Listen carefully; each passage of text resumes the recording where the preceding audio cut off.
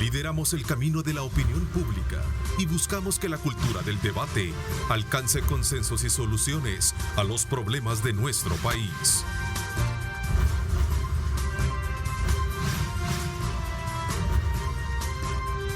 Diálogo con Ernesto López. Hola, ¿qué tal? ¿Cómo están? Qué placer enorme saludarles. Bienvenidos a este jueves 17 de enero de 2019.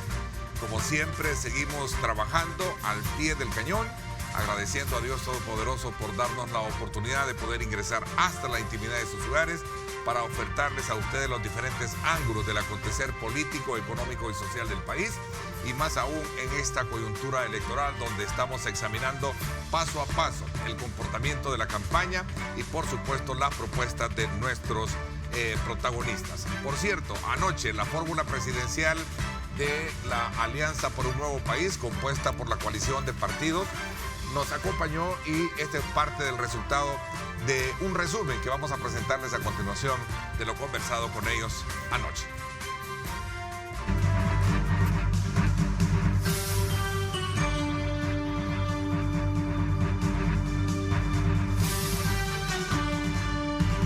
¿Qué aspectos de su campaña ha conectado con las aspiraciones del ciudadano, del votante, por ejemplo? La estrategia principal de nuestra campaña ha sido realmente acercarnos a los salvadoreños. Un candidato necesita escuchar la realidad. Me encantaría debatir con él, me encantaría debatir. Más que todo porque él siempre decía que yo no iba a llegar a los debates, ¿verdad? Y al final el gran ausente de los debates fue él. El plan del candidato de Gana, que como dicen mis estudiantes, que fusila otros documentos sin citarlos adecuadamente, ¿verdad? Entonces eso es plagio, y eso en todas las universidades donde yo he estudiado es motivo de expulsión de un estudiante seguro, porque al final es una mentira, es tomar como propio un material que no es suyo. Las encuestas, le puede ser bien sincero, yo no le doy ninguna importancia. Nuestras encuestas propias nos dicen también que podemos ganar en primera vuelta. El presupuesto que nosotros vamos a elaborar con Carlos para el 2020 va a reflejar las prioridades nacionales, es decir, este país en lo que tiene que invertir es en seguridad, en salud, en educación, en vivienda, y va a quitar todo el despilfarro. La politización de un gobierno que históricamente en este país ha puesto amigos o familiares en puestos donde no debían estar. El nepotismo. O sea, fuera el nepotismo, ¿no? Fuera el nepotismo, fuera las cheradas. Eso ha sido, digamos, un nido para la corrupción, igual que la presidencia de la República. ¿Desmientes entonces eso del conflicto de intereses 100%. Y de concesión que tienes con el Estado? No, y creo que me has escuchado, ya lo he desmentido varias veces. Lo desmiento totalmente. Como decimos en buen salvadoreño, es paja.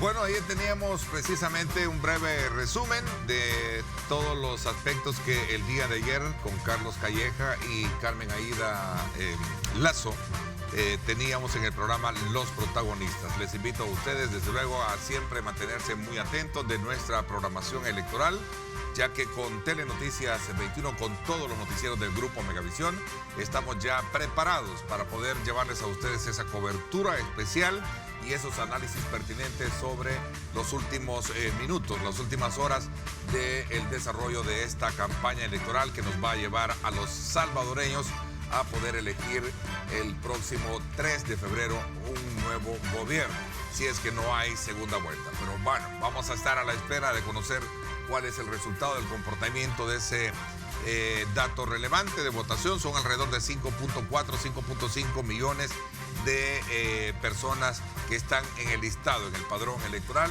Y hoy, precisamente, para seguir hablando y profundizando en estas perspectivas de gobernabilidad que puede tener el país con todo este comportamiento electoral, nos acompañan acá en nuestros estudios Juan José Martel, diputado y secretario general de Cambio Democrático, partido que también acompaña esa alianza con Nuevas Ideas, y el partido Gana a Nayib Bukele como candidato presidencial. Gracias por acompañarme, Juan José. Gracias, gusto, Ernesto. como siempre, un gran gusto estar acá de nuevo. También te saludo, Aldo Álvarez, el responsable del área de comunicaciones de Cambio Democrático. También bienvenido. Gracias, Ernesto, muy amable. Buenos días a todos. Qué bueno tenerlos acá para poder compartir una reseña del comportamiento electoral de la campaña, los diferentes ángulos que están desde luego examinándose como el más reciente. Esta encuesta de opinión pública que el día de ayer, junto con la que mostró la Universidad Francisco Gavidia, la Universidad Tecnológica, también colocan a la fórmula presidencial que ustedes acompañan como partido siendo preferencial en cuanto a el electorado.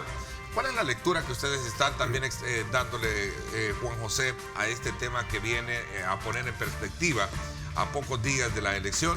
¿Cómo está el comportamiento preferencial de la población frente a la oferta que hacen los candidatos presidenciales? Bueno, ya mañana se cierra el plazo para presentar encuestas, es decir, ya estamos, digamos, en la recta final de las posibilidades que tienen las distintas casas encuestadoras de poder dar a conocer sus mediciones de opinión pública. Creo que hasta ahora hay algunas características muy consistentes en todas las encuestas que han hecho las diversas empresas encuestadoras. En primer lugar, Nayib aparece junto con Nuevas Ideas, el esfuerzo de Nuevas Ideas, Gana, Cambio Democrático, como el favorito para ganar, con más del 50% de la preferencia cuando se cuentan los votos válidos. En segundo lugar, aparece siempre bastante alejado la coalición de partidos de derecha, Arena, PCN, PDC, con Carlos Calleja a la cabeza, el cual aparece entre 20, 30 puntos. Ahí se está moviendo en ese rango de 10 puntos. Y muy al final aparece Hugo Martínez con el FMLN, que está entre 1 y 2 dígitos. Se mueve entre 8, 9%, 11, 12% según las casas encuestadoras. Un buen espacio, es decir, hay bastante un margen digamos de ver como una preferencia bastante. Sí, fíjate que lo interesante es que los márgenes entre primero y segundo lugar son grandes y entre segundo y tercer lugar son grandes. Y además de eso, si agregamos el cuarto lugar, que el partido Vamos con don Josué Alvarado, que está entre 1 y 2%, vemos también otra gran distancia. Es decir, una de las características interesantes de esta situación electoral que no reflejan las encuestas es que la distancia entre primero y segundo lugar es grande.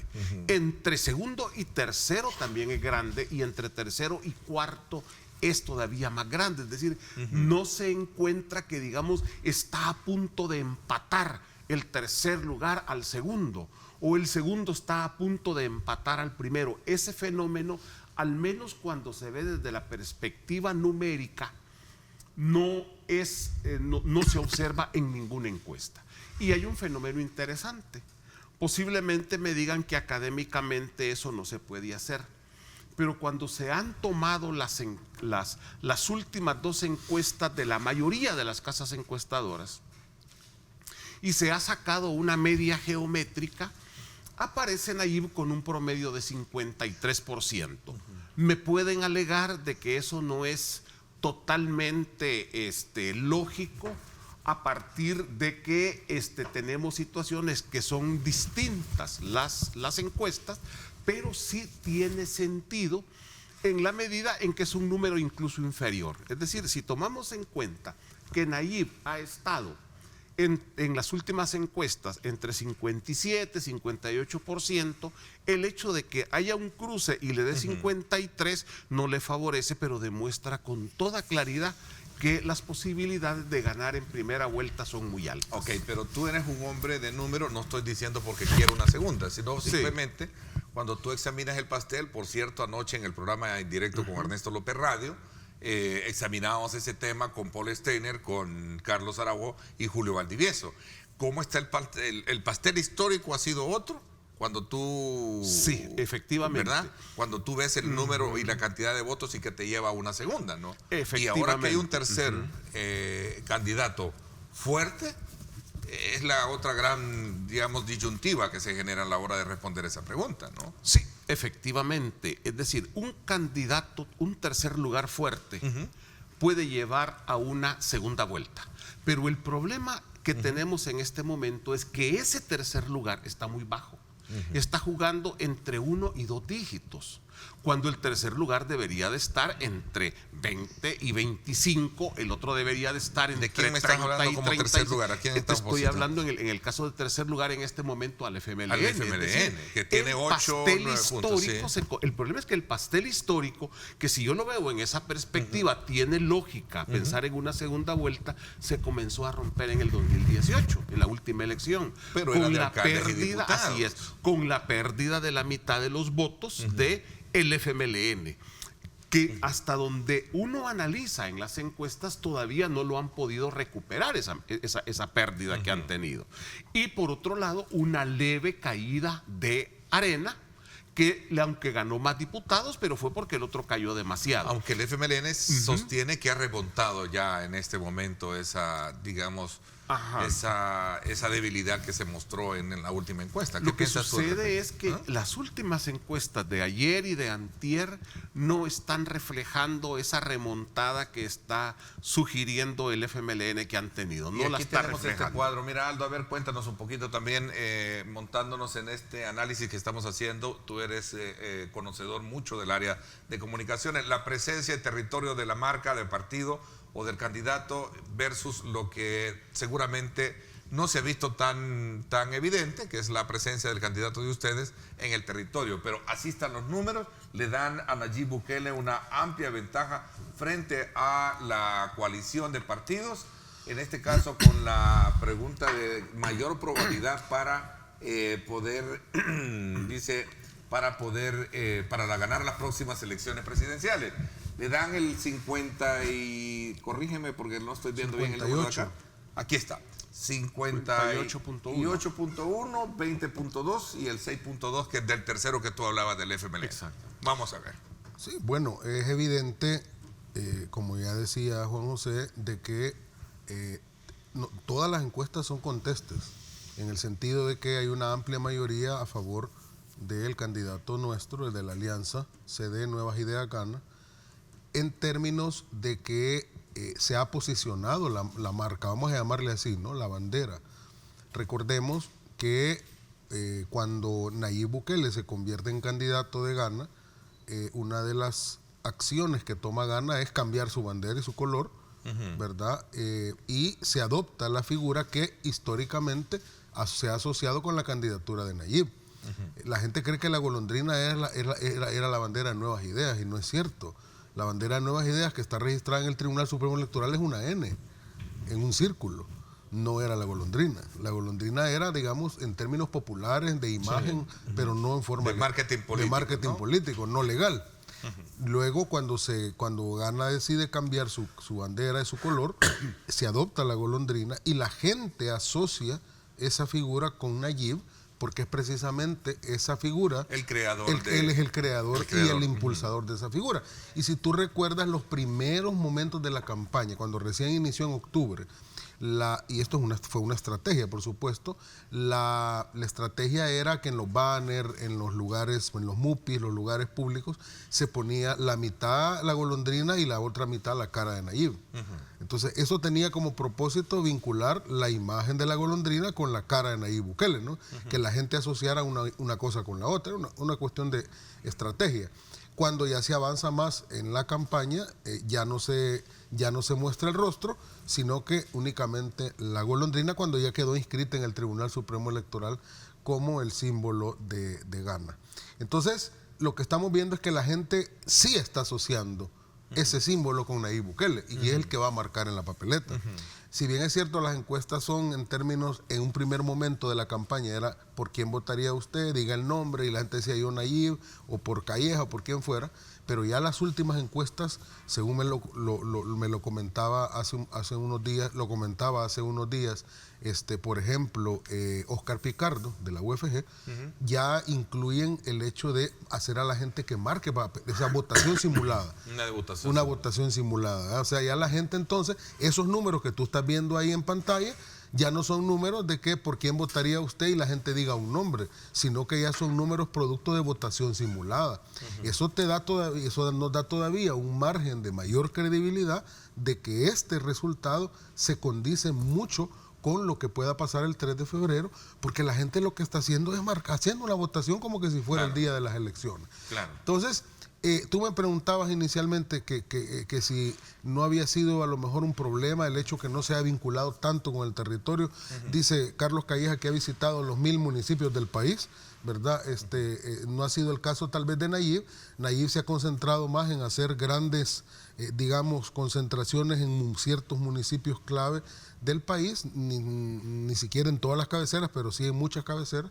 De hecho, este fin de semana va a estar en Zacatecoluca y en Santana, pero eso te indica que ha cambiado la manera como la gente recibe los mensajes.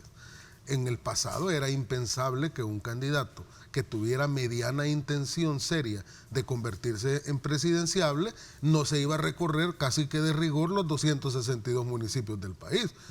Y de hecho el que no lo hacía casi que le estaban augurando que no le iba a ir bien. Pero ahora, con el cambio de las nuevas tecnologías, los nuevos medios de comunicación, vemos que se puede hacer llegar el mensaje sin necesidad de exclusivamente caminar cada uno de los territorios del país. Y tenés el caso, por ejemplo, de Calleja, que parece ser que él se ha recorrido, tal vez no los 262, pero una buena cantidad de municipios del país, y ahí están los resultados en las encuestas. Ahora, este es el reflejo, desde luego, de lo que podríamos creer que los partidos políticos han creado o cosechado a lo largo de estos años, Juan José. Sí. Y tú has sido siempre, una vez no teniendo la investidura partidaria que tiene, contigo hemos analizado este tema en programas anteriores, ¿no? Efectivamente, es que mira, lo numérico lo que refleja es en forma cuantitativa fenómenos políticos complejos. Y yo creo que en esta elección lo que se está reflejando es la crisis del sistema político de partidos, el tradicional. Eso es lo que estamos viendo. Y por eso es que cuando uno analiza el pastel histórico, como bien dices tú, no te calza, no lo entendés en relación con estas encuestas que reflejaba bastante lo que yo decía. ¿Qué es lo que sucede? Hay una crisis del sistema de partidos políticos. Esa crisis del sistema de partidos políticos se manifiesta en una crisis electoral, y vemos ahora un tribunal todavía más complicado y una crisis de representación que la ha señalado, creo que Giovanni Galeas, una crisis de representación en que la gente no siente que el funcionario electo esté representando sus intereses, su bienestar. Esto genera todo un fenómeno que de repente irrumpe a partir de las características personales que tiene Nayib. Entonces Nayib se convierte como en la figura personal que recoge el descontento de la gente, por una parte, frente a los partidos políticos, pero que además expresa la aspiración de la ciudadanía, que todavía no pierde la esperanza. Ese es el fenómeno que tenemos en el fondo, es decir, pero lo que está en el sustrato es la crisis del sistema político partidario. Hay también crisis en el sistema político institucional. Tenemos crisis en el sistema de representación ciudadana. Eso es lo que está reflejando todos esos números. José, el Cambio Democrático participa en esta alianza política, ¿verdad? Efectivamente. Sí, porque es una alianza política, no es una coalición. La coalición es de ley y la alianza es de trato, ¿no? Es de acuerdo. Exacto, la alianza Solo es para política, efectivamente. A ver, ¿qué participación han tenido ustedes en el plan Cuscatlán que presentó Nayib Bukele? Que, por cierto, ha traído toda esta serie de cuestionamientos de supuesto plagio de algunas. ¿Qué piensas, Arnaldo? Sí. No, mira, un plan de gobierno lo que representa es el rumbo estratégico que el país necesita, la visión de mediano plazo para 5 años, pero además refleja los proyectos emblemáticos y muchas veces desarrolla un poco más algunos de los proyectos más importantes. Creo que eso es lo que se ha presentado, que es lo interesante, que es un esfuerzo multidisciplinario en el que mucha de nuestra gente participó, en que participó incluso ciudadanos desde el exterior a partir de sus aportes en redes sociales. Son miles de personas las que participaron en este esfuerzo, o al menos más de 1000. No va a ser que esté diciendo miles de alcaldes, está bien. Al menos más de 1000 personas que participaron en este esfuerzo. Vaya a salir, ¿eh? Sí, en este esfuerzo. y por lo tanto recoge aspiraciones, recoge planteamientos de distintos sectores. Ahora, ¿hay que inventar el agua tibia todos los días? No. El plan de gobierno recoge estudios ya hechos, serios. Recoge propuestas que ya se han hecho en el pasado. Yo recuerdo que uno de los temas que debatíamos era, miren, ya tenemos suficientes propuestas, ya tenemos suficientes estudios, diagnósticos, lo que necesitamos es comenzar a ponerlos... Como el camino empedrado al cielo, ¿verdad? Exactamente, necesitamos ponerlos en práctica. Comisiones, planes y planes, ¿no? Eso es lo que se está haciendo. Ahora, que a lo mejor hubo un error de edición y en algunos casos no se puso el crédito, pero al final hay un listado de créditos increíble y se está corrigiendo en este momento el plan para dar los créditos, porque en realidad no es un aporte, una ocurrencia de Nayib, ni una ocurrencia de un grupo de gente de cambio democrático con nuevas ideas, con ganas, sino que es un amplio esfuerzo. Ahora, a mí me llama mucho la atención en las críticas, que todas se van a la forma, que si presentó en vivo o era grabado, que si se pusieron todos los créditos o faltan algunos. Hoy si este día se habla de un cursiva, supuesto engaño de la contratación del local para una actividad todo es partidaria. forma. Todo es Contame, forma. ¿qué es eso? Todo es forma. ¿Qué significa? Que no están yendo a los contenidos, no están yendo al fondo. ¿Por qué? Porque Calleja, Arena, la alianza que él representa, la coalición que él representa, no tiene plan de gobierno. Bueno, anoche le pregunté. No tiene propuesta. Y su argumentación fue que esperó que en algún momento pasara esta ola de críticas por lo que había pasado con el plan Cucatlán y que en los próximos días se estarán presentando este plan. Eso dijo a finales del año pasado y se comprometió que el 5 de enero. El 15 de enero. Primero el 5, después dijo que el 15.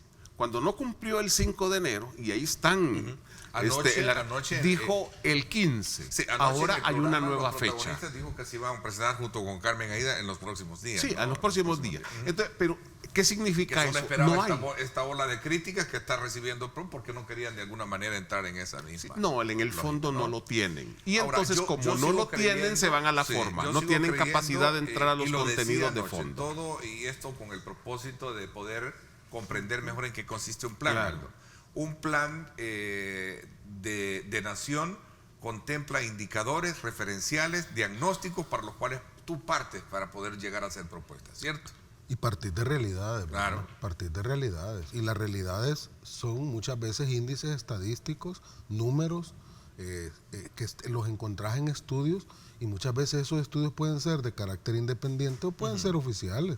Pueden ser estudios que hagan un ministerio, por ejemplo, puede hacer un estudio.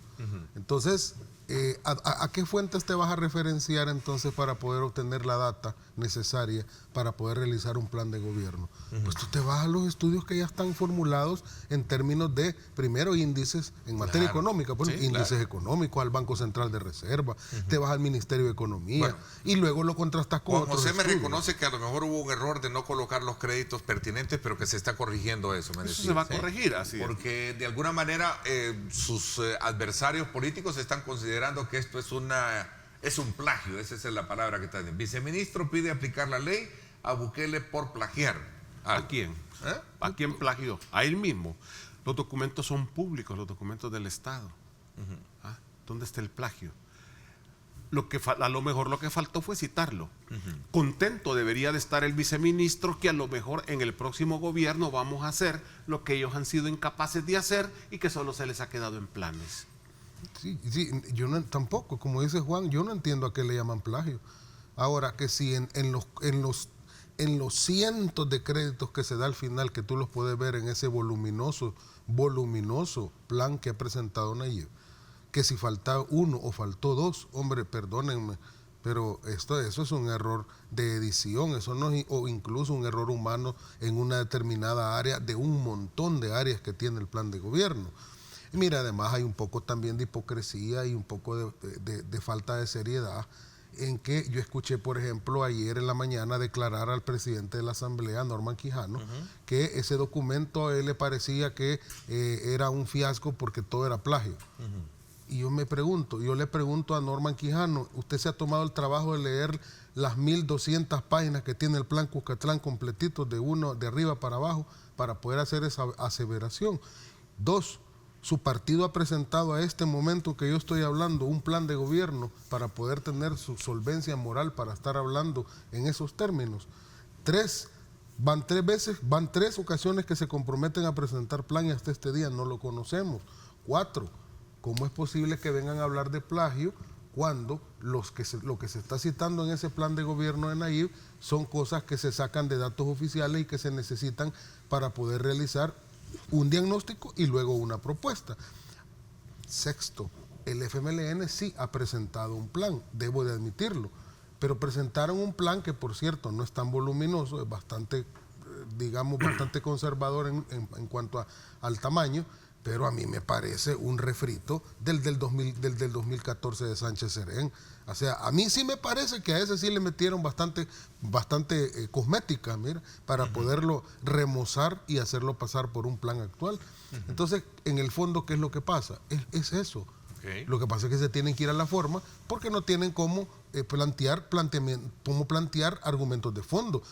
¿Quién se ha puesto a decir, vamos a ver, en el área fiscal, en el área de modernización del Estado, en el área de salud, en infraestructura, nos parece que esta y esta propuesta son viables o inviables por esta? Yo no oigo a nadie que diga eso. Fíjate que escuché del plan, de la propuesta, que me pareció bastante interesante desde el punto de vista periodístico, ¿no? Estoy hablando de ese ángulo, para evitar malas, malas interpretaciones. El ofrecimiento de combatir la corrupción creando un comisionado presidencial anticorrupción, ¿verdad? Pero que se le va a nombrar a la oposición para que la oposición sea la que supervise el trabajo de... Es interesante, ¿no? Sí, no, y es que... O sea, digo, desde el punto de vista de que alguien que no sea juez ni parte te esté fiscalizando. Sí, fíjate que es que ese es el punto. Cuando comenzó la CICIG en Guatemala, acá todas las organizaciones estaban a favor, todas las de derecha, los grupos empresariales, a favor de que aquí se hiciera algo similar. De repente, cuando vieron que ya la cosa iba en serio, se asustaron. ¿Por qué? Porque el problema de la corrupción es que tiene una arista visible en el funcionario público, pero tiene una arista invisible muchas veces en un empresario que está dando la mordida. Entonces, en ese sentido, ellos lo que querían era nada más enfrentar la arista visible. Cuando empezaron a destapar la arista invisible y resulta que no era una uñita de gato, sino que era una garra de león, se asustaron. Y entonces ahora resulta de que la CICIG ya no sirve, que Guatemala, y terminan apoyando al presidente actual de Guatemala, al señor Jimmy Morales, en la práctica casi respaldando su decisión de sacar a las CICIG de Guatemala. Así casi en la práctica terminan cuando dicen que en El Salvador ya tenemos la suficiente fortaleza institucional para que no entren las CICIG. Ese es el punto. Ahora, volviendo al programa tú votaste por el actual fiscal general, ¿no? Yo voté por el actual fiscal general, efectivamente, por una razón. Primero, tenemos que comenzar a quebrar el esquema de polarización. Creo que él va a jugar un rol importante independientemente de que tenga presencia en un partido, que haya tenido en un partido político una militancia, pero aquí se trataba de tomar una decisión. Además de eso, nosotros vamos a hacer gobierno a partir del 1 de junio. No podemos estar peleados con todos los funcionarios que vamos a elegir. Creo que tenemos que abrir espacios de diálogo, creo que tenemos que darles mensajes, creo que tenemos que darles gestos y creo que el fiscal actual es lo suficientemente inteligente para entender eso. Eso ya es política un poco más compleja. Claro. No lo ha entendido mucha gente, me han reclamado en las redes sociales. De hecho, y me lo están diciendo con fuerza. Y les digo, no me arrepiento de haber votado por el actual fiscal. Creo que hice lo correcto. No podemos estarnos peleando con todos los funcionarios, especialmente si vamos a hacer gobierno a partir del 1 de junio. Tenemos que actuar con mucha responsabilidad y tenemos en la práctica que quebrar el esquema de polarización que tenemos. Entiendo que ese esquema de polarización te refieres al hecho de que en su momento no se le condene a cualquier profesional por algún tipo de constelación que haya tenido en materia política, ¿no? Efectivamente, Donde es que mira, a cualquiera, si tú estás estás condenado a no tener un espacio mira, primero, en el área pública, ¿no? Así es decir, el punto es que la sala anterior sentó una base jurisprudencial en el sentido de que los funcionarios que ejercen jurisdicción no deben de pertenecer a partidos políticos. Creo que eso en el fondo fue bien intencionado. Lo que pasa es que un funcionario que ejerce jurisdicción no solo tiene que estar alejado de los intereses partidarios, sino también de los intereses de grupos económicos. En el caso del fiscal, el fiscal no ejerce jurisdicción. Ejerce jurisdicción el juez. El fiscal no investiga, el fiscal investiga, pero no juzga. El que juzga es el juez. Él pone el resultado de su investigación en manos de un juez, que es el que ejerce jurisdicción. Delimitaste mejor aún ese Ahora, planteamiento. Me parece muy interesante. El punto es la crisis que tenemos del modelo de partidos políticos. La crisis del sistema de representación lleva a la ciudadanía a satanizar todo lo que sea político y tiene lógica, pero lo que tenemos que hacer es iniciar procesos de cambio. Interesante. A ver, hablas tú que el Tribunal Supremo Electoral está complicado con toda esta aritmética de números, ¿no? ¿Así es? Te escuché decir la palabra o no sé si mal entendí. No, que el Tribunal Supremo Electoral está complicado, sí, o se le complica aún más cuando va a tener que escrutar toda esta cantidad de votos. Efectivamente. Okay. Por un lado, ¿cómo está la inscripción, Aldo, del cambio democrático, la reinscripción? ¿Verdad? Me gustaría hablar de eso y, por supuesto, del tema de la gobernabilidad que someramente tú y yo lo abordamos hace unos minutos. Voy a hacer una pausa, regreso con esto, 7:02. Gracias por estar con nosotros.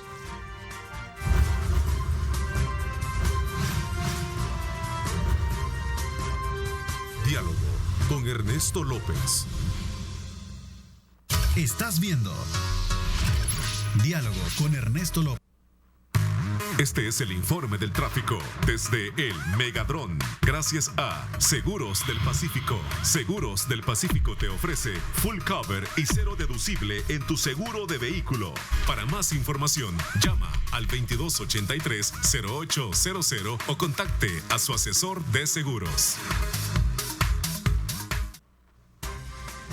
Vámonos entonces hasta este sector del Boulevard Los Próceres para que usted contemple mejor esta imagen que nos está enviando nuestro Megadrón, elevándonos un poco. Este es en el sector de la Torre Democracia, ¿verdad? Si no me equivoco, el edificio o Torre Cuscatlán, creo que es hoy. Vamos a ver, así está, también el sol nos empaña un poco la vista, pero así está el tráfico en esta importante zona de Los Próceres. Este es el informe del tráfico desde el Megadrón. Gracias a Seguros del Pacífico. Seguros del Pacífico te ofrece full cover y cero deducible en tu seguro de vehículo. Para más información, llama al 2283-0800 o contacte a su asesor de seguros. Gracias nuevamente por estar con nosotros. ¿Cuál es el estatus legal en el que se encuentra la reinscripción de Cambio Democrático? Pues mira, antes que nada quiero decirte a ti y a tu amable audiencia que legalmente, para aquellos que todavía puedan manejar la idea de que el partido no existe porque fue cancelado, quiero decirte que nosotros ya somos un partido, Cambio Democrático, en organización. La ley nos permite que a partir del inicio de la inscripción, ¿verdad?, el partido se tiene que poner en organización. O sea que somos partidos políticos, ¿verdad? No es que no existamos o estamos en el limbo, en a saber qué cosa. Nosotros presentamos la escritura de constitución al TSE junto con los libros, ¿verdad?, para que los legalicen.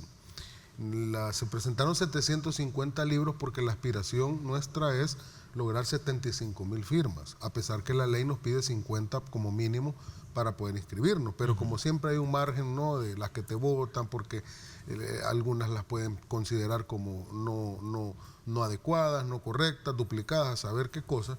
Entonces la meta son 70,000, 75,000. Entonces presentamos los libros, tendrían que habernos resuelto el 20 de diciembre, no lo hicieron porque pues ellos, los plazos legales a ellos ya está claro que no les interesan, y la primera semana de enero nos han resuelto una prevención. Esta prevención va básicamente en dos sentidos, un sentido formal, ¿verdad?, que es una cuestión muy puntual, que aquí le faltó una A, que en el otro le faltó una B, por allá una coma, cuestiones de la escritura, de forma. Y la otra que, digamos, ha sido atendida, porque es atendible, aunque tengo mis dudas legales con respecto a eso, que se terminará el proceso de liquidación. Pero esa es una cuestión patrimonial, no tiene que ver con la vida política del partido. Yo tengo mi tesis legal que la función principal, la personalidad jurídica de un partido tiene que ver con la actividad política, no tiene que ver con actividades patrimoniales, porque no es una empresa comercial, ¿verdad? Pero bien, nosotros como ellos, nosotros les cumplimos a cabalidad para que no tengan ninguna excusa. Ya se presentó la liquidación, ¿verdad? Y esperamos que una vez ellos tengan por bien hecha y dada la tal liquidación, que es una cuestión patrimonial, entonces se continúe y nos legalicen y nos entreguen los mentados libros de una buena vez para ir a recoger firmas. Alguna gente erróneamente, porque no saben de la ley, nos dicen, pero es que mire, todo eso se suspende en las elecciones y el tribunal no anda inscribiendo partidos en los periodos electorales. No se equivoquen. Lo que no pueden, es cierto, es inscribirnos cuando nosotros lleguemos con los libros ya firmados y les pedimos, porque la ley dice que hay que pedirle en ese momento que nos inscriba, porque mira, aquí están ya las firmas, revíselas e inscríbanos. Eso es lo que queda suspenso. Si nosotros llegáramos dentro de un mes con los libros, espérese, cuando termine el proceso electoral, entonces yo voy a revisar y a inscribir. Pero darnos los libros para que vayamos a recoger firmas, eso no está supeditado al proceso electoral. Que si ellos lo van a querer vincular, porque nos van a hacer el calvario bizantino, ¿verdad? Eso lo tenemos nosotros clarísimo. Nos van a hacer un calvario bizantino porque, pues sí, nosotros le hemos puesto el dedo en la llaga a estos magistrados, ¿verdad? Estos magistrados con poca confianza, ¿verdad?, que se pasaron el Estado de Derecho por donde más les cupo y cancelaron a Cambio Democrático, como se rasga las vestiduras del señor presidente de la República ayer en el acto de la conmemoración de los acuerdos de paz del 27 aniversario, diciendo que se ha fortalecido el Estado de Derecho, cuando máximos dirigentes de su partido dieron la orden para que cancelaran a Cambio Democrático. Ese es el gran fortalecimiento del Estado de Derecho, ¿verdad? Entonces, nosotros tenemos poca fe en que nos van a hacer el camino de rosas para la inscripción, pero tendrán que hacerlo. Okay. Ojalá lo hagan antes que se vayan, porque estos magistrados llegan hasta junio, ¿verdad, Juan? Hasta agosto. Hasta agosto. El último de julio terminan, el 1 de agosto toma posesión el nuevo Porque si tribunal. no lo hacen antes de que se vayan, también le vamos a sumar un elemento más por lo que los vamos a acusar, además de la cancelación, y es por no haber cumplido con los plazos para inscribirnos como partido. Bueno, ese es un buen elemento de análisis de lo que viene para hablar de confianza, hablar del trabajo o una evaluación del Tribunal Supremo Electoral. Vamos a ver, la elección, sí, y una elección que obviamente depende de la Asamblea Legislativa y de esta configuración de fuerza, ¿no? Sí, estamos en una elección en que hay mucha desconfianza en el árbitro. Primero porque ha actuado de manera parcial al cancelar de forma ilegal y arbitraria Cambio Democrático, al haber elaborado un acta que se presta a confusión y por lo tanto que puede haber fraude, al estar evidentemente campaña publicitaria ilegal en los medios de comunicación. El tribunal ya se le olvidó que el uso de símbolos patrios no es permitido en una campaña electoral por un partido. O para el aparece la bandera del Salvador, alguien dice Dios, Unión, Libertad, aparece el escudo por ahí escondido. Eso no se vale. Comenzar a usar el nombre y la figura de un candidato sobre la base de un frente de fachada. Todo eso el tribunal debería de inmediato de ordenar la cancelación y iniciar los procesos correspondientes. No lo hace. Entonces todo eso está generando que haya mucha desconfianza y una pérdida total de la credibilidad en el tribunal. Y no se trata de que porque voy en primer lugar no tengo derecho de criticar al tribunal.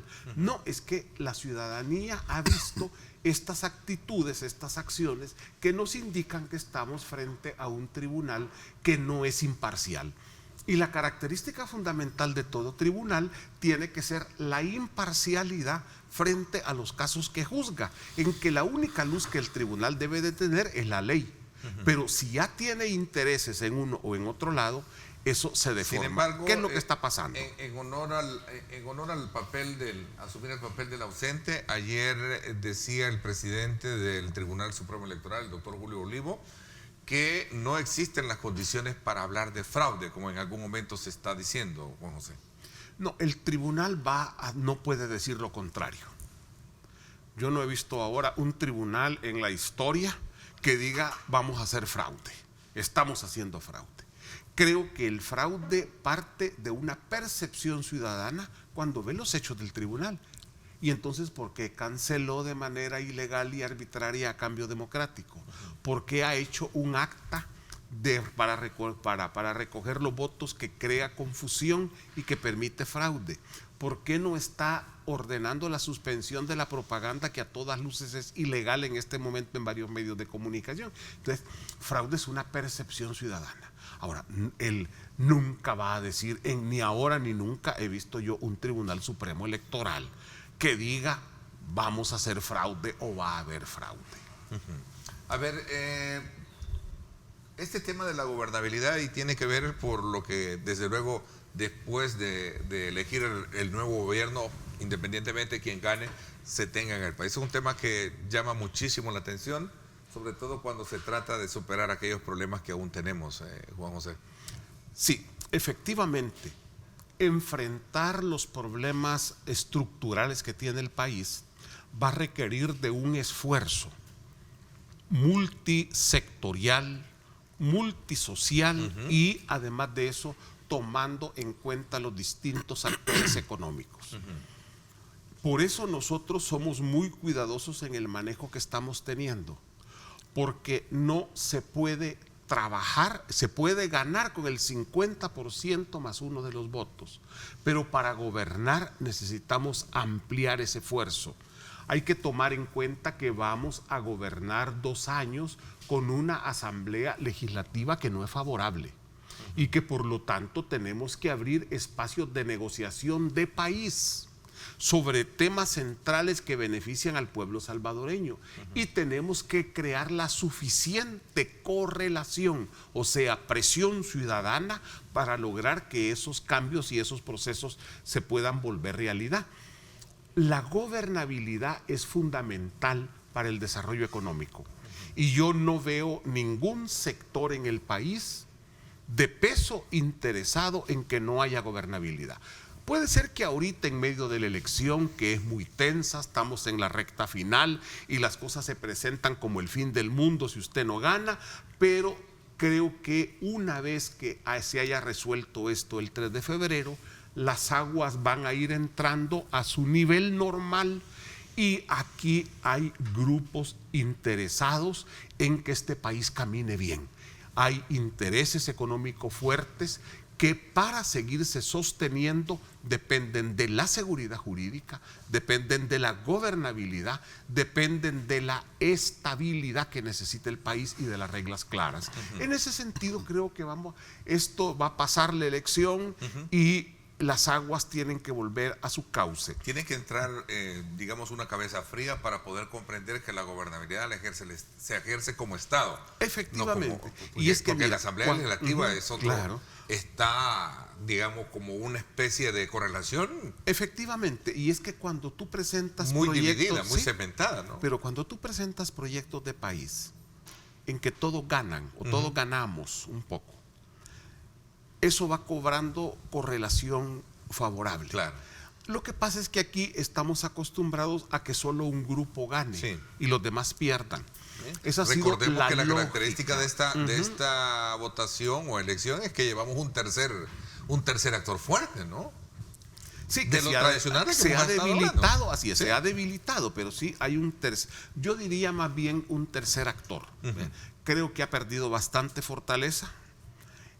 Pero hay un tercer actor con el que además de eso tiene una determinada correlación legislativa. Claro, que son el partido Gana y tienes también a tu partido, ¿no? Está Cambio Democrático que tiene pues mi presencia y 9 diputados así efectivamente, además de eso, ¿no? el hecho de que en este momento haya una coalición de partidos de derecha no significa que esta se va a mantener después de las elecciones, especialmente si la derrota es tan estrepitosa como nos lo están indicando las encuestas. Creo que van a saltar del barco antes de que se hunda. En ese sentido, aunque numéricamente la Asamblea no cambia en su composición original, pero van a haber nuevas condiciones para generar espacios de diálogo, de entendimiento sobre la base de propuestas de país. Okay, interesante. Aldo, ya para reflexionar en este programa, en esta invitación que hemos tenido de conversar con ustedes, sobre este punto.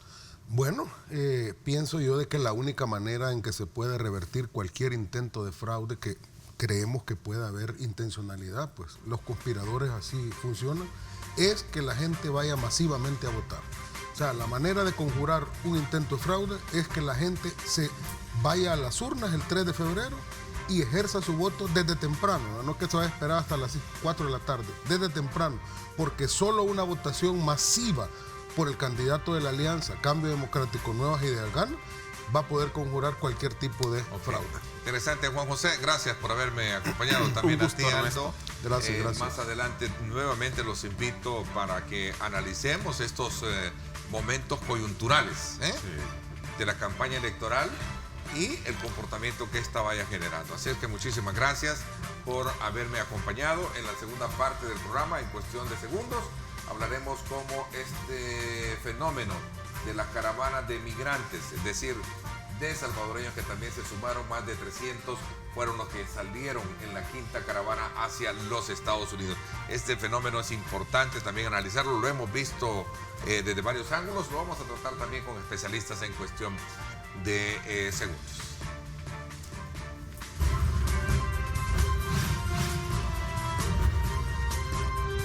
Diálogo con Ernesto López. Estás viendo Diálogo con Ernesto López.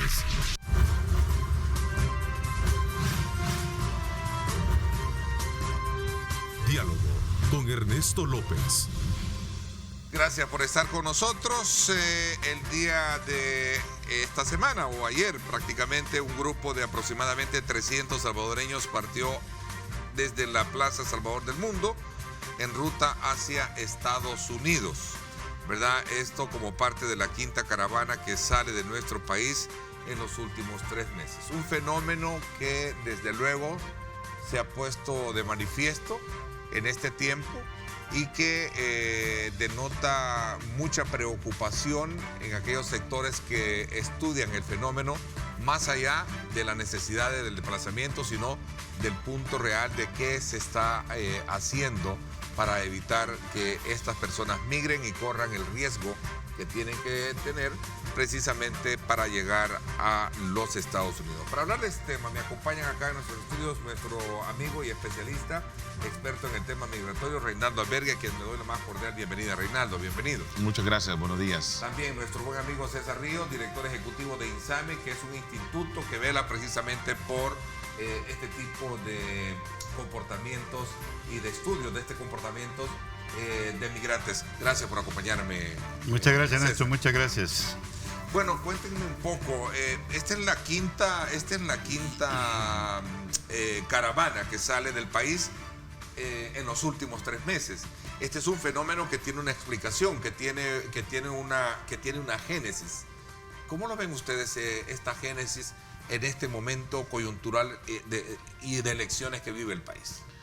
Bueno, para mí es preocupante ver que siga gente migrando hacia los Estados Unidos, especialmente viendo que a los primeros que se fueron no han tenido la suerte que deseaban, no han podido ni siquiera poder ingresar a los Estados Unidos. Me imagino que para los que van en esta última caravana, saber que los que ya fueron antes no pudieron entrar, ¿qué esperanzas tengo yo en esta quinta caravana de poder ingresar? Lo que pasa es que el salvadoreño tiene esa peculiaridad de que él cree que a él nunca le va a pasar nada, que puede ser que los demás sí, pero menos a él, y es un poco curioso, ¿verdad? Porque te dicen no pases por ahí porque están asaltando y nosotros vamos a ver si es cierto que están asaltando. Entonces esa curiosidad del salvadoreño pues quiere tener la oportunidad de intentarlo, pero va a ser muy difícil legalmente que esta tenga un resultado feliz para ellos. A ver, César, ¿cuál es tu lectura alrededor del mismo énfasis? Mira, si hacemos mención del histórico de cuánta gente se va todos los días, y el día de ayer la caravana se fueron 200, y los datos nos dicen que se van entre 300 y 400 todos los días, o sea que ayer se fueron menos de los que se fueron normalmente, ¿ya? El tema relevante es de la manera como se van, ¿ya? Y eso es lo que ha llamado mucho la atención México. Acabamos de estar con el gobierno mexicano y dicen, nosotros tenemos oportunidades económicas. El problema es cuando se van de manera desordenada, ¿ya? Y hablan de unas inversiones macro que van a hacer en México que pueden recibir, porque ellos reciben 700,000 trabajadores guatemaltecos en México. Dice, si tenemos capacidad para recibir eso, entonces podemos recibir a los caravanas. El tema es el desorden como que se van. Y ahí le piden a los gobiernos que empiecen a trabajar por una migración ordenada. O sea, ahí está el panorama. ¿Qué es eso, qué es eso de migración ordenada? ¿No? Porque el orden parte de una necesidad de estas personas, ¿eh? Correcto. Y yo he escuchado decirte a ti y a muchos especialistas, la migración debe de ser ordenada, lo dice la embajada, lo dice. ¿De qué se trata eso? Bueno, mira, concretamente, México dice, estamos en este momento armando una inversión de una vía transísmica, de océano a océano. Estamos preparando una refinería, estamos haciendo varias inversiones. Y que te digan, necesitamos 800,000 trabajadores expertos en construcción. Y viene acá, y le dicen al Ministerio de Trabajo, necesitamos 800,000. Ellos preparan entrevistas, hacen una base de datos y le dicen, aquí tiene 500,000. O que te diga Estados Unidos, en este momento estamos necesitando trabajadores agrícolas porque nos estamos quedando sin producción agrícola. Mándennos 500 campesinos. Y viene acá el Ministerio de Trabajo, hace los arreglos y ya hace una base de datos y nos envía. Esto es histórico y quienes han practicado mucho esto es Filipinas, con las famosas trabajadores de la salud, enfermeras, que Estados Unidos pide y le manda 400 enfermeras y 2 años después regresan y ya es lo que está haciendo entonces Canadá también, creo. Sí, el tema de Canadá es que debe institucionalizarse, porque en este momento hay empresas intermedias entre los que están solicitando allá y los que están contratando aquí. Fíjate que tengo aquí un audio, no sé si lo voy a poder utilizar, sobre las razones por las cuales este salvadoreño decide viajar. Veamos.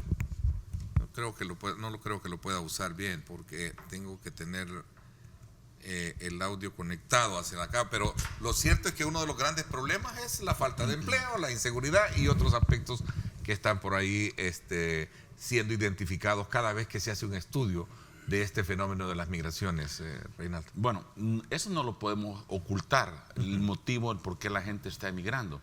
Y anteriormente, si tú recuerdas, las encuestas de los periódicos decían que la gente emigraba por la reunificación familiar, ¿verdad? Porque su familia estaba allá y querían estar juntos con ellos. En cambio, ahora ha cambiado la encuesta. Ya no están emigrando como número uno la reunificación familiar, ahora están emigrando la falta de oportunidades, que son los dos que te piden siempre, la falta de oportunidades y la inseguridad. Esos son los factores que ahorita está impulsando a la gente y eso no lo podemos ocultar nosotros de la situación que la gente está viviendo en El Salvador, que no tiene trabajo, que está mal económicamente, que donde vive se siente insegura, que han matado a familiares. Entonces, cuando tú te puedes examinar caso por caso, te das cuenta que muchas de estas personas tienen razón, están viviendo una situación difícil. O sea, a muchos de ellos eso es lo que los motiva a tomar la decisión de emigrar. Pero, lamentablemente, las leyes dentro de Estados Unidos no consideran esos motivos como parte para poderte ayudar. Porque es un problema social nuestro, salvadoreño. Entonces, la ley del asilo no te contempla ese tipo de factores para poderte ayudar. Y eso es lo que está pasando ahorita, que llegan hasta allá, hacen gran esfuerzo, gran sacrificio, se arriesgan, pero cuando llegan no pueden aplicar porque los motivos que ellos llevan no son los suficientes para poder. ¿Cuál es la expectativa que ustedes, como conocedores del tema, pueden ver en esta campaña electoral y las propuestas que están haciendo los candidatos presidenciales? Porque, en resumen, cada uno de ellos expresa la solución de los problemas que tienen que ver precisamente con la inseguridad, con el problema de de falta de empleo, pero este es un canto de político que lo hemos venido teniendo en los últimos años y el problema sigue, ¿no? Entonces aquí habría que ver realmente o examinar qué medidas puntuales son las que deberían de llevarse a cabo, pues, para detener esta situación. Voy a hacer una pausa y regresamos para hablar de este punto cuando, desde luego, quiero aprovechar el momento para invitarlos a ustedes a que nos envíen sus comentarios @Neto López Radio, también estamos en @Diálogo 21. Ahí están las dos cuentas para que usted nos escriba, formule sus comentarios y preguntas.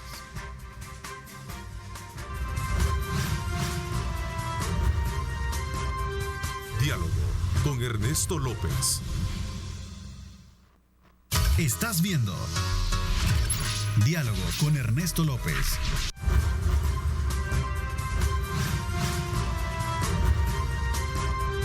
Diálogo con Ernesto López.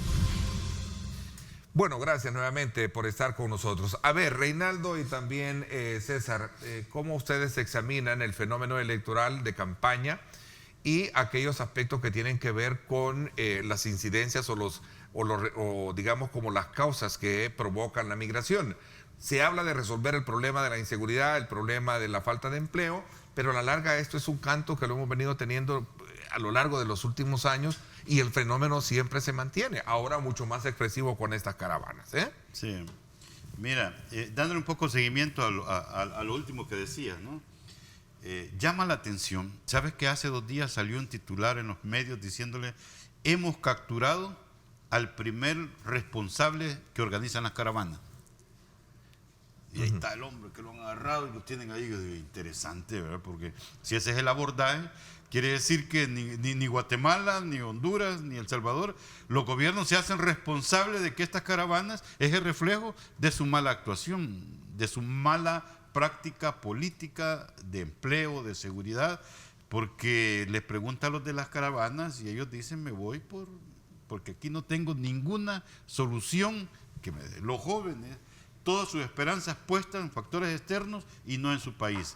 Y entonces, si este es el abordaje que los políticos les están haciendo al tema de las caravanas, buscando culpables y liberándose de su responsabilidad, tenemos un problema serio. O mira ayer, Ernesto, ¿sabes? Ayer qué interesante, ¿no? Y ayer opinando con los medios, dice: en una esquina celebrando la paz, y en la otra esquina caravana yéndose para Estados Unidos a buscar una vida digna. Esta es la realidad, te marcó una realidad. Muy bien.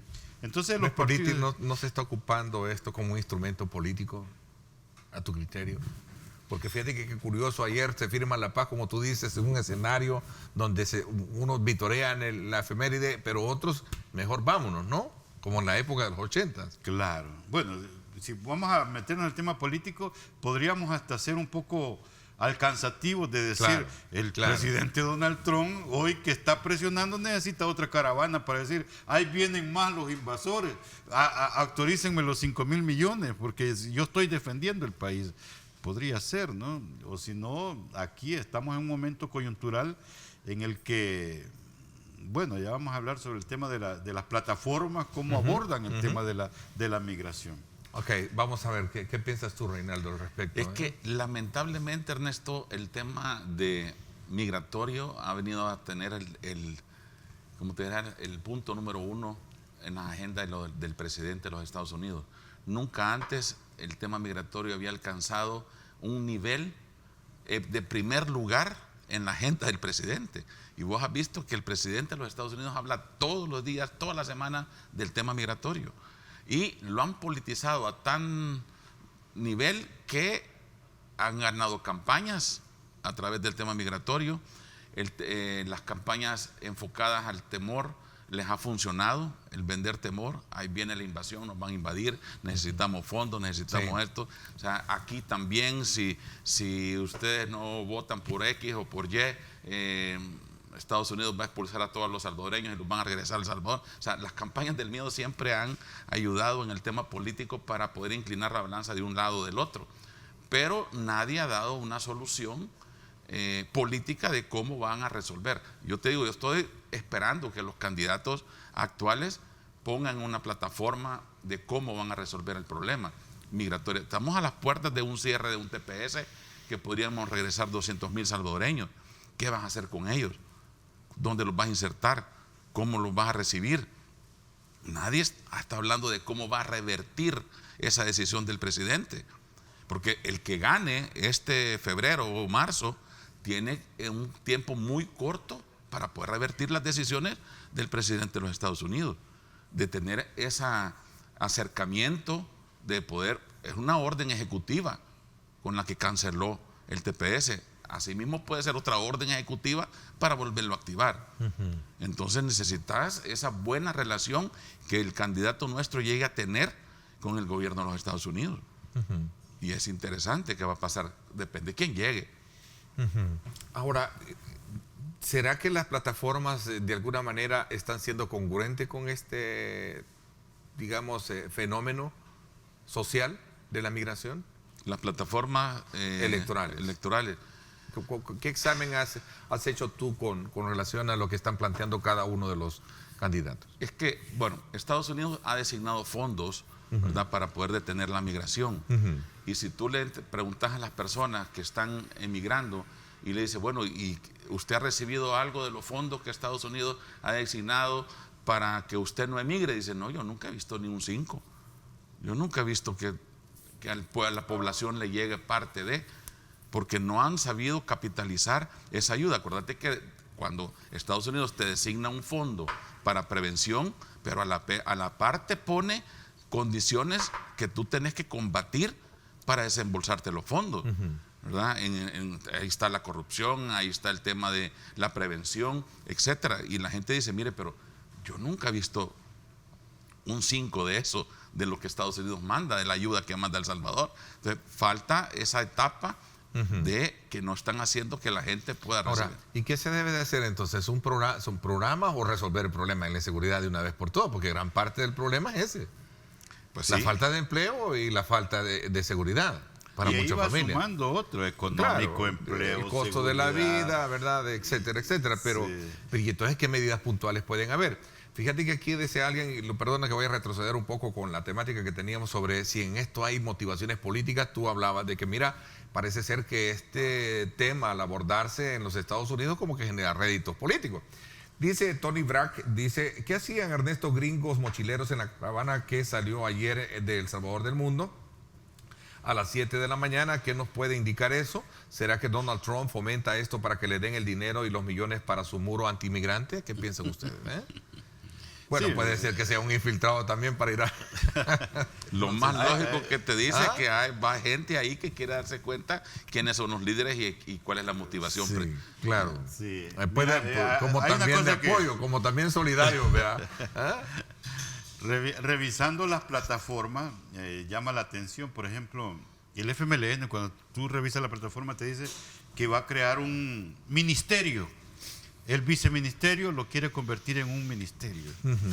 Llama la atención porque esa institucionalidad existente, lo que nos estamos dando cuenta de que ha salido, le ha quedado muy grande la camisa. Este ya no es un tema de relaciones exteriores, esto tiene que cambiar. Es un problema de territorio, de política pública, de alcalde, de país, de nación. Tú ves la plataforma de Nayib Bukele, te das cuenta, ahí están planteando un tema de empleo, ya de mejorar las relaciones con México para atacar el tema de la migración. Interesante el tema el marco jurídico de las migraciones, y tú ves Arena que le da un abordaje del tema de inserción laboral de la población retornada, hablando de los del TPS, de los que están llegando. Ahí está. En conclusión, lo que tú acabas de decir, es un problema de institucionalidad existente capaz de hacerle frente a esta nueva realidad del migratoria. Estado. Es de la articulación institucional Correcto. que conforma el Estado Correcto. para darle una respuesta concreta, pues, porque aquí estoy casi 100% seguro que son los dos fenómenos sumando los otros que por los cuales, y lo hemos visto, que es parte de la declaración que hacen los que miran. Problema de falta de empleo. Pero la mejor manera... Nosotros Ernesto, estamos cómodos acá, bien vestiditos, bañaditos, pero allá afuera, lamentablemente, hay muchos padres de familia, muchas madres de familia que están precisamente sopesando ver cómo darle de comer a sus hijos, cómo pagar la alimentación, cómo pagar el colegio y otras cosas. No digamos aquellos que están en zonas vulnerables donde están siendo amenazados por grupos delincuenciales, ¿no? Eso es lo triste, eso es lo triste, ¿no? Necesitas la ayuda del territorio, la local. Ahí tiene que comenzar el programa. Pues yo les he escuchado decir a los candidatos presidenciales, no sé si me equivoco, perdonen, hablan de recuperar el territorio, y de llevar el Estado al territorio. Qué bueno, qué bueno, y ojalá sea así, ¿no? Voy a hacer una pausa y regreso un poco con las conclusiones de esto, para que hablemos sobre este tema,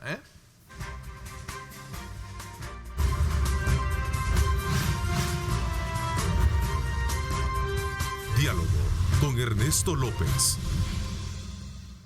El futuro es imaginar, es pensar en grande. Prepárate hoy, estudia en la UFG y amplía tus oportunidades. UFG, tecnología, innovación y calidad. Bueno, gracias nuevamente por estar con nosotros. ¿Qué significa recuperar el territorio y que el Estado se quede en territorio? Eso he escuchado decir de los...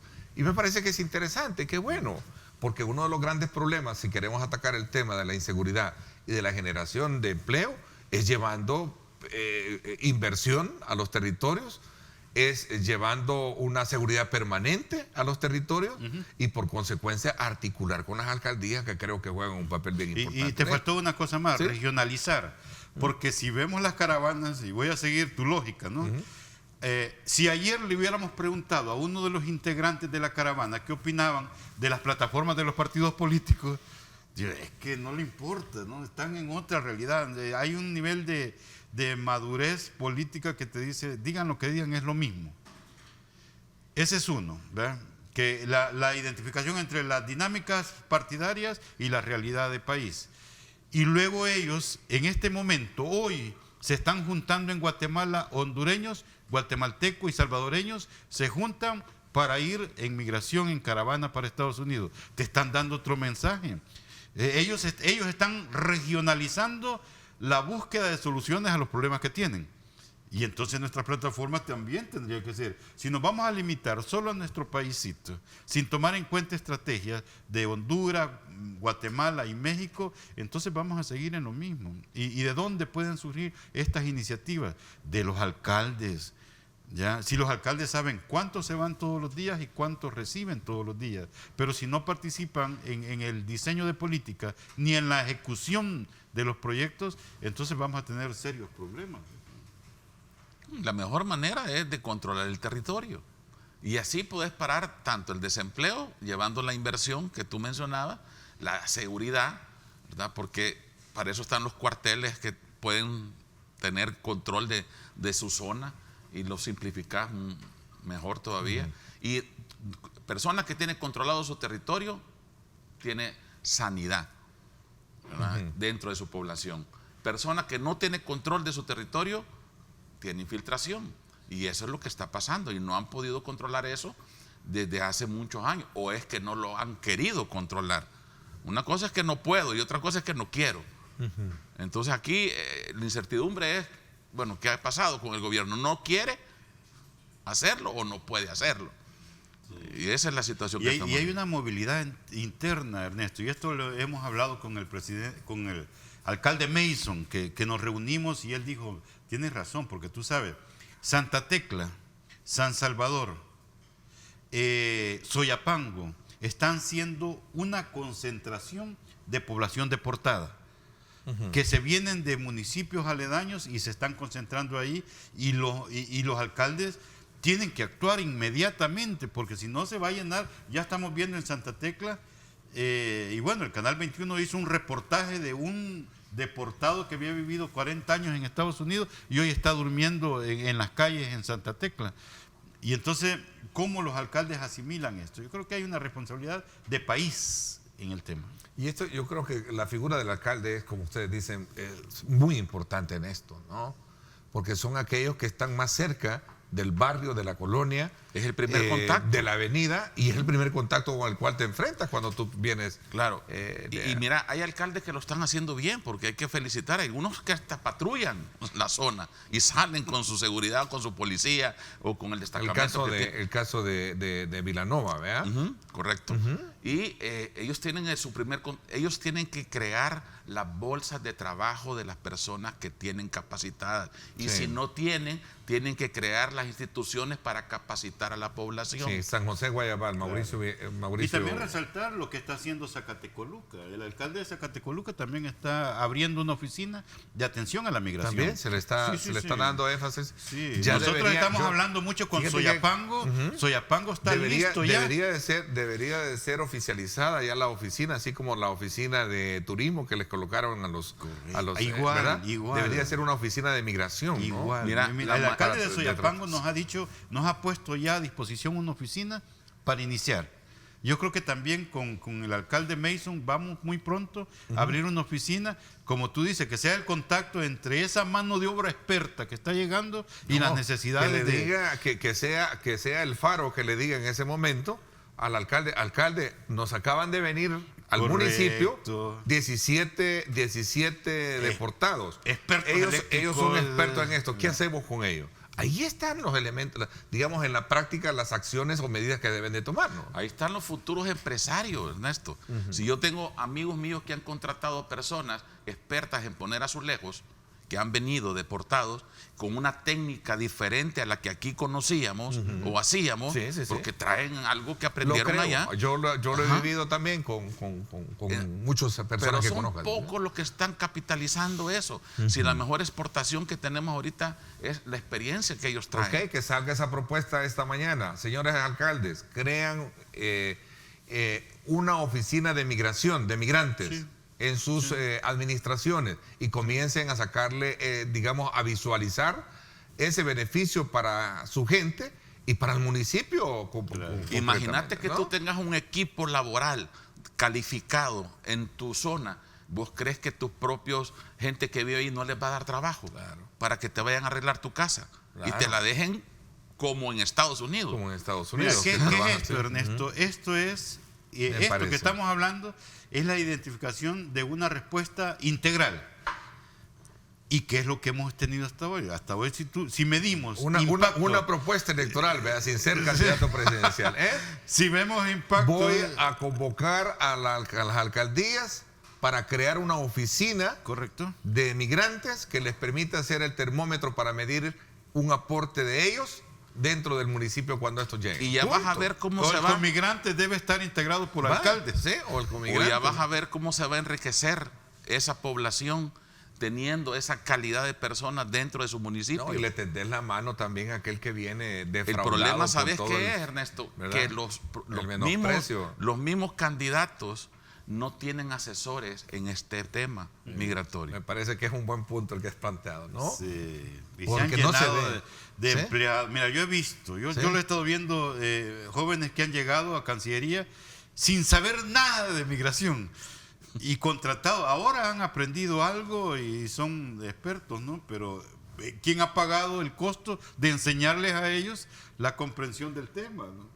Y uno está afuera solo observando. Pero sí es cierto, yo no he visto a un candidato presidencial que tenga un asesor en el tema. El ex canciller Hugo Martínez, obviamente él ha estado al frente también. Y Karina, los dos, ¿verdad? Saben, ¿no? Igual bastante. Que Félix Ulloa ha sido migrante y con las conversaciones que hemos tenido. Pero a nadie se le ha ocurrido parir esa idea de la que ustedes esta mañana hemos logrado, de abrir una oficina local municipal del migrante para poder ser como la conexión entre aquel que viene, el que llega, y el alcalde, que es precisamente el interesado en que esa gente sea bien recibida en el municipio, ¿cierto? ¿No? Protagonistas. Protagonistas. Claro, y vas a tener una mano de obra de calidad, sí.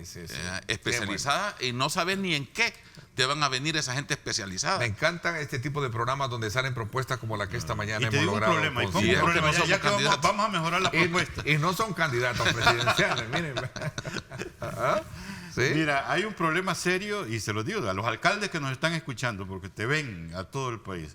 Hay un problema serio nosotros como INSAMI que estamos recibiendo población deportada, y es la continuidad de los tratamientos médicos que estas personas habían tenido en Estados Unidos. 10 años con un medicamento. Y cuando llegan aquí y piden el medicamento, le dicen, no, hombre, este medicamento aquí no ha llegado, te voy a dar uno que usaban hace aspirina. 8 años atrás. Y entonces, ¿cómo vas a garantizar productividad si no atiendes el tema de salud y migración? Y vas al Ministerio de Salud y te dice, nosotros no tenemos un presupuesto de salud y migración, y más esa medicina tan que ni la conocemos, ¿cómo vamos a comprar solo para ellos?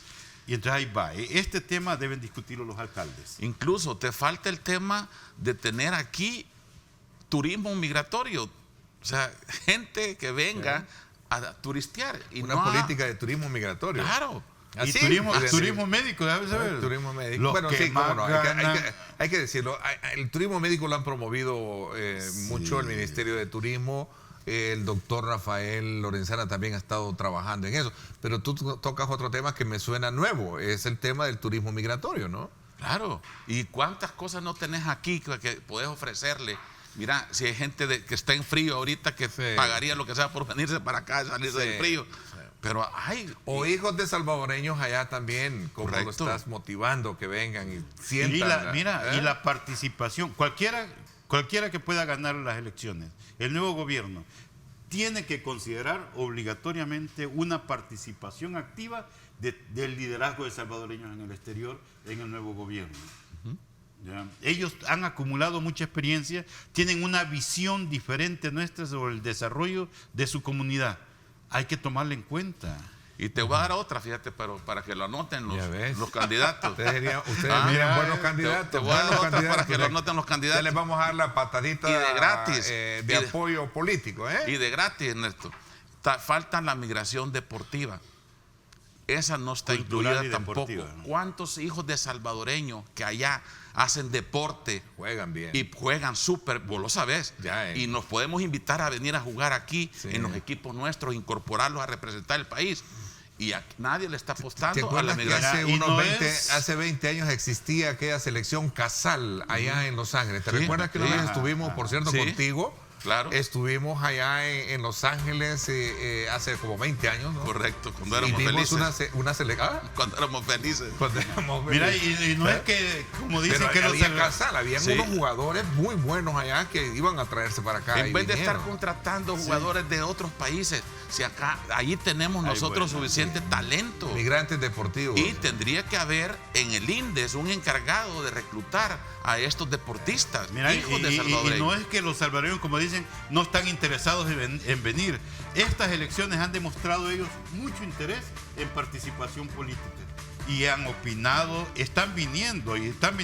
Un saludo a Lucy, que llegó ayer desde Boston. Un saludo a mi tía Carmen, que ha venido a votar, solo a votar. Imagínate ese patriotismo que tienen. Y así están llegando todos. Así es que un saludo a todos los salvadoreños que están llegando al país. Me siento a gusto y complacido de tenerlo siempre en el programa para poder hacer un análisis congruente. Y ahora con estas propuestas muy interesantes que han salido a luz pública, ojalá los candidatos presidenciales la tomen en consideración y también los alcaldes, ¿verdad? Que tengan a bien recrear estas ideas que hemos esta mañana abordado con ustedes. Gracias, Reinaldo, te agradezco y también a ti, César. Con mucho gusto. Gracias. Por mi parte, esto es todo por hoy. Pásenla bien y como siempre recuerden lo más importante, amar a Dios sobre todas las cosas. Camino de la opinión pública y buscamos que la cultura del debate alcance consensos y soluciones a los problemas de nuestro país.